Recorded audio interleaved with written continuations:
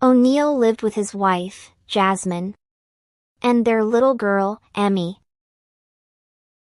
It was a love marriage, full of dreams and laughter. But soon, small fights turned into daily arguments. They were a mismatch in almost everything.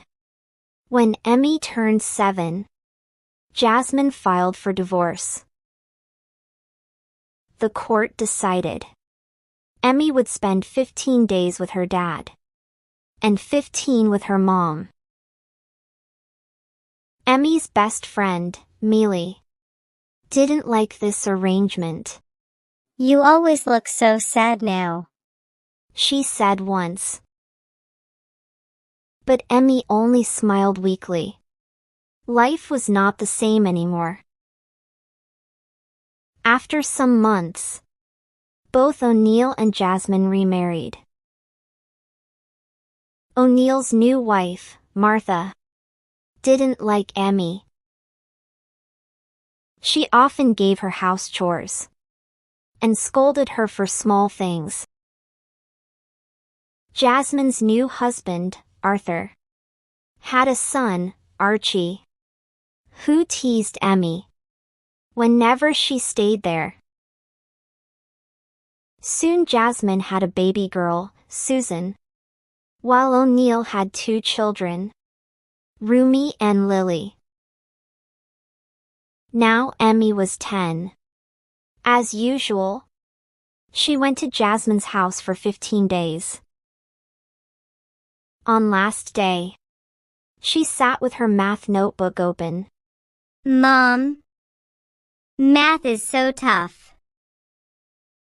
Can you find me a tutor?" she asked. Jasmine, holding 1-year-old Susan, sighed. "Emmy, how can I arrange a tutor? For just 15 days a month? You live half-time with your dad. Ask him." Emmy lowered her eyes. She closed her notebook silently. Just then, O'Neill's car horn honked outside. Jasmine waved her hand. "Go. Your dad's here." Emmy nodded and walked out slowly with her bag. The next day, Emmy sat quietly during break. Mealy opened her lunchbox and pushed a sandwich toward her. "I know. Your stepmom didn't pack you lunch again. Take this." Emmy took it slowly. "What happened?" Mealy asked. "I told Mom I need a tutor. She said, 'How can I arrange a tutor? For just 15 days?'" Emmy said, sighing. Mealy frowned. "Your parents are too harsh. Thank God both houses are near school. Or you'd be changing schools every 2 weeks." She smiled. "Never mind. Bring out your math notebook. I'll teach you." Emmy smiled faintly. "Thanks, Mealy." One evening, Emmy went to the living room. "Dad, my clothes are getting old. I need new ones." O'Neill nodded. But Martha quickly said, "Your dad works hard. You always bring demands. Go now." Emmy looked at her father, but he didn't even look at her. She turned and went back to her room quietly, wiping her tears. "Dad didn't even look at me." Years passed. Emmy barely passed her FSC exams. Susan and Lily were now 10, and Rumi was 9. One afternoon, at Jasmine's house, Emmy sat studying, while Susan teased her with Archie. "You study so hard," Susan laughed. "Maybe you need a house where you can live a full month. Not like half-half." Archie burst into laughter. Emmy looked toward Jasmine, who was sipping her tea, as if she hadn't heard a word. Emmy lowered her head and went to her room.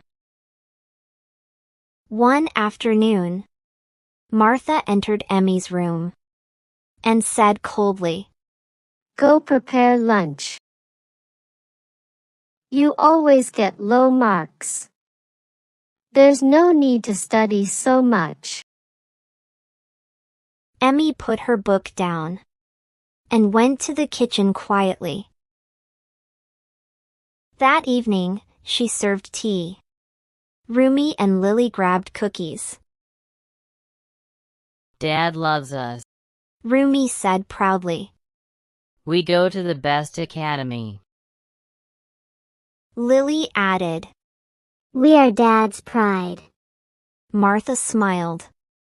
Emmy stayed silent, took her cup, and went to her room. A few months later, O'Neill's business collapsed. His partner betrayed him.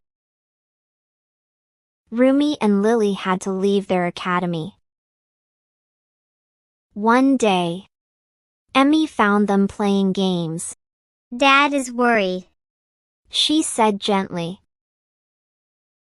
You should study. When he sees your reports, he'll feel better. Rumi frowned. "But we don't have tutors anymore." Emmy smiled softly. I'll help you.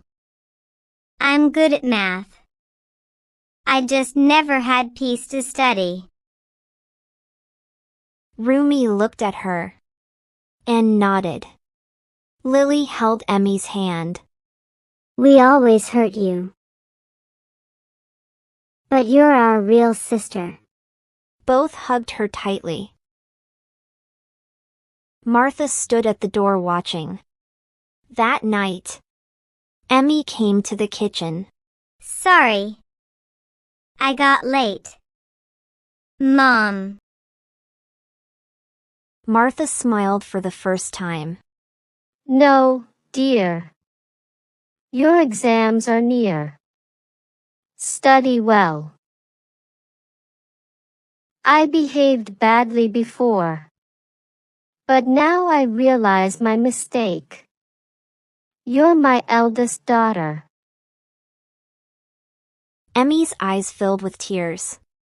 She hugged her and happily went back to her room. A few days later, Emmy was packing to go to her mom's house. Lily held her hand. "Promise. You'll come back tonight." Rumi nodded. "We can't live without you." Martha and O'Neill came to the door. "Yes. Emmy, Martha said warmly. this is your home. Go meet your mom. But come back soon." O'Neill nodded, smiling. Yes. Boss. Emmy smiled. Everyone laughed. Moral: time can turn hurt into love.